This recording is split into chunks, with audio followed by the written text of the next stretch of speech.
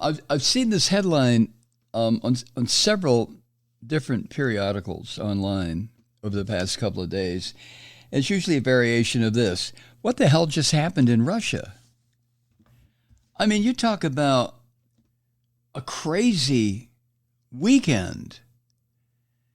Good Lord. At one point on, I guess it was Saturday afternoon. This craziness started Saturday morning, I guess. But at one point Saturday afternoon, I thought, from what I was hearing and what I was seeing, I thought, well, this is it. This is another Russian revolution, only this time even crazier people are trying to overthrow the crazy government there. I'm talking about Yevgeny Prigozhin.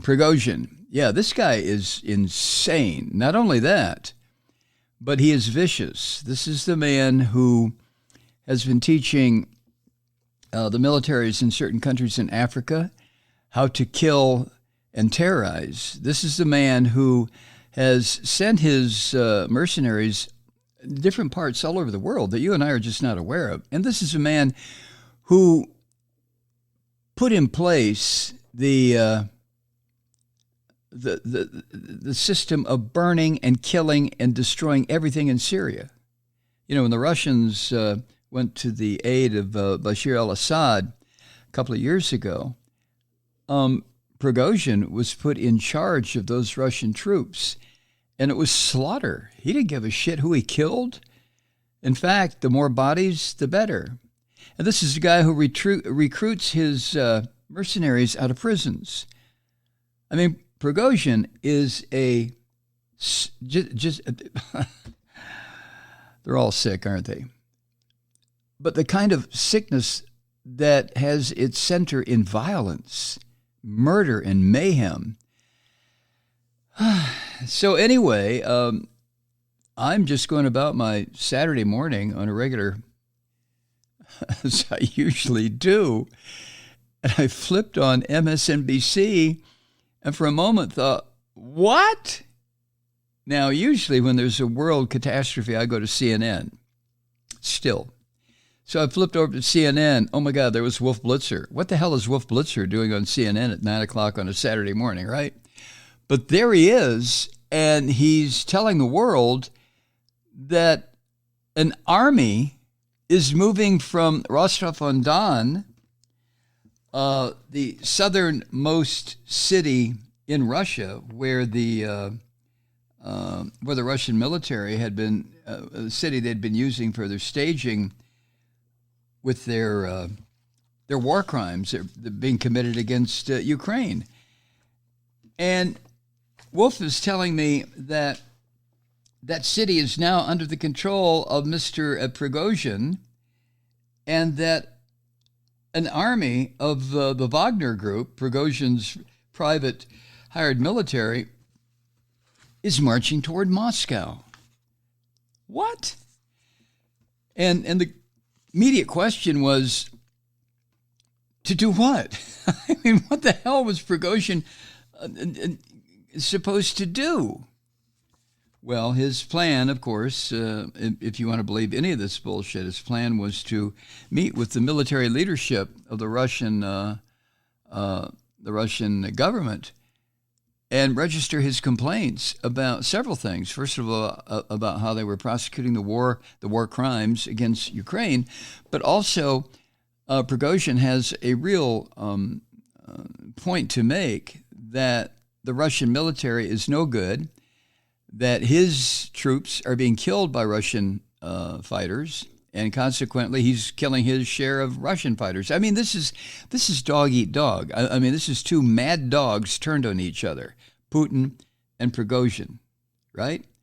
So I'm trying to take this in. It's Saturday morning. I'm sitting there going, drinking my River Moon coffee. I'm thinking, what in the hell is happening? Well, it was kind of scary. Well, it was more than kind of scary because, as we know, it was just, a week ago, 2 weeks ago, that Putin decided to move tactical nuclear weapons into Belarus, a country that is run by another fascist son of a bitch, Alexander Lukashenko, who is nothing more than Putin's shadow. I mean, if Putin says jump, Lukashenko is on his feet trying to jump as high as he can.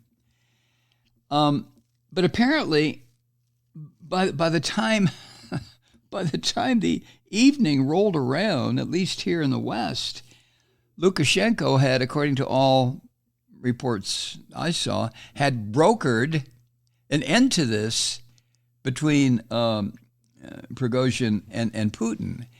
And part of the deal was Prigozhin would stop his march on Moscow, and Putin would drop charges that were being prepared against Prigozhin, and Prigozhin could go live in Belarus or some other place. Well, it just about that point, after about 6 or 7 hours of this madness, I didn't know what to believe or who to believe, or, I rely on CNN and MSNBC. They're news gathering organizations. I think they are legit. Even though the management of CNN has lost its goddamn mind. But so I'm watching this, and I'm thinking, could we be seeing, before I realized a ceasefire, or whatever the hell you want to call it, a brokered agreement to stop this madness. And I wonder if we're seeing a third Russian revolution. And I was reminded, and somebody reminded me, because I don't have this kind of recall, but I was reminded that in 1907, during the Russian-Japanese War I guess in the Far East, in Kamchatka, in Siberia, the far eastern part of Siberia, Russia lost that war. And within 10 years, the Tsarist regime collapsed with the Russian Revolution. And the Russian Revolution occurred because the Germans had beat the hell out of the Russians. And you know what happened in the Russian Revolution? It was the end of the Tsarist regime. Tsar Nicholas and his family were executed in a basement. And then in 1917, with the establishment of the Soviet Union, within, 18 years? Within 15 years, roughly, Russia was again at war with the Nazis, with the Germans. And that didn't go very well. According to historians, the Russians lost maybe 25 to 30 million civilians. And then there was the Russian adventure, the Soviet adventure in Afghanistan, not unlike ours. And Russia was defeated there.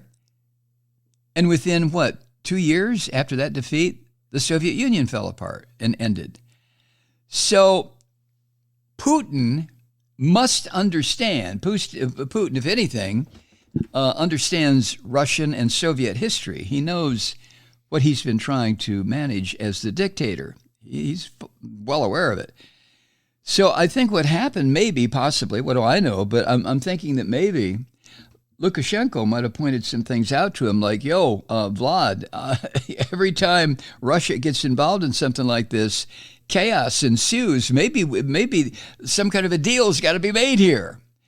Well, of course, the deal didn't have to be made so much with Putin making the initiative. It had to come from Prigozhin. He's the madman. I mean, Putin is insane and a war criminal. But like I said, to me, he looks like a scout leader compared to Prigozhin. So apparently, Prigozhin decided that discretion being the better part of valor, he would stand down. And the Russian mercenary fighters that he leads, followed his example and just stopped their march. And I think they were, 65, 85 kilometers from Moscow? I mean, oh yeah, and then I'm getting reports while this is all going on that the civil authorities or the military authorities, or probably both, in Moscow, were breaking out the defensive, getting themselves in a defensive posture with heavy artillery, tanks, soldiers. Ow! This reminded me of when Boris Yeltsin had his temporary presidency, the poor alcoholic old bastard. And it looked like it was going to be a revolution then. Remember when the so-called White House, which is what they call the home of the Russian Duma, the White House was fired on by troops loyal to, I think, to Yeltsin, it's always difficult to know what the hell is really going on in Russia. It's always been that way.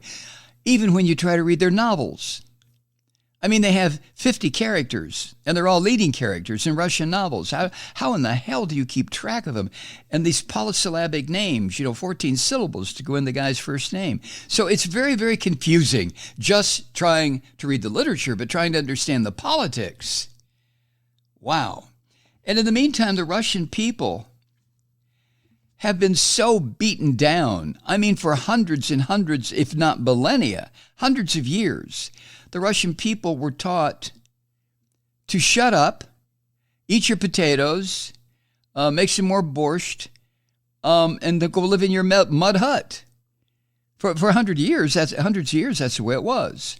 They had no say in their governance, no say on the authority that was going to be over them. And during the time of the Tsars, of course, it was the Tsars' troops in the Russian Orthodox Church. That's a combination for you, right?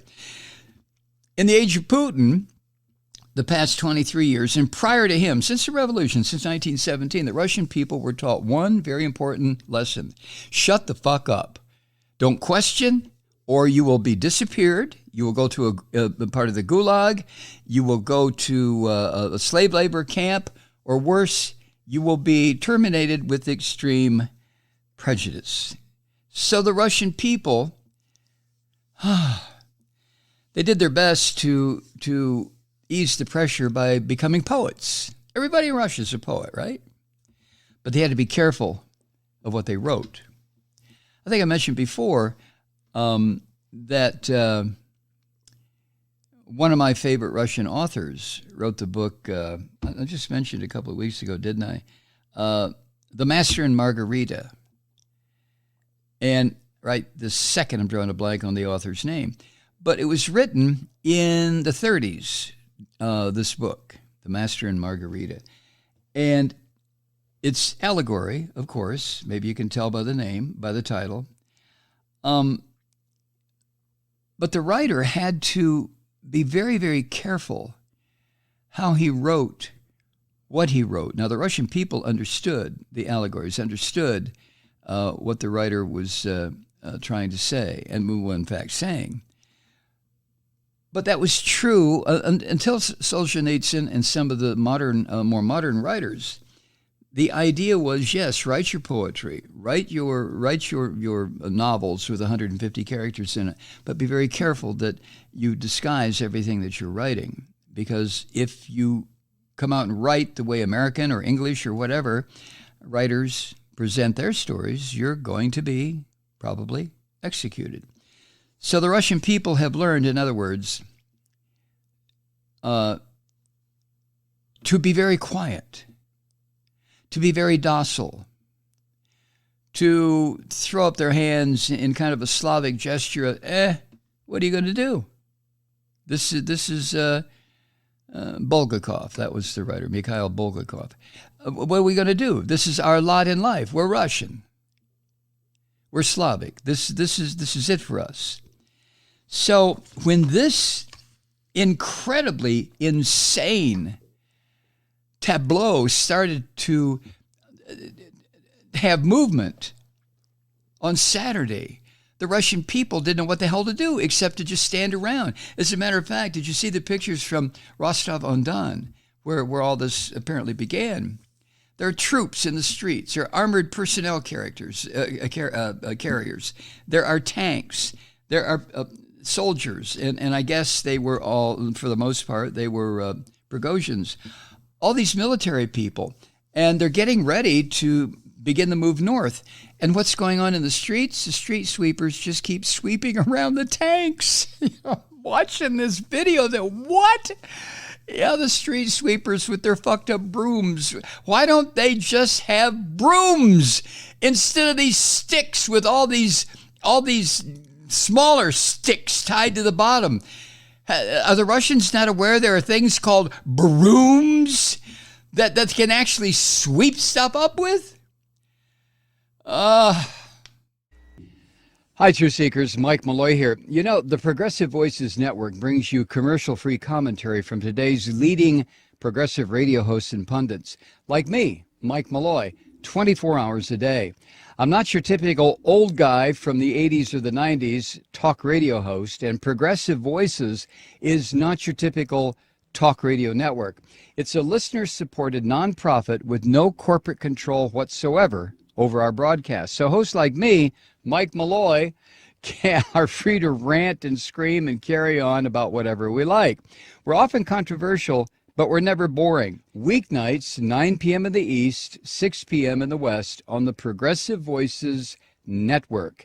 Always progressive, always on. I'm Mike Malloy. Keep it lit.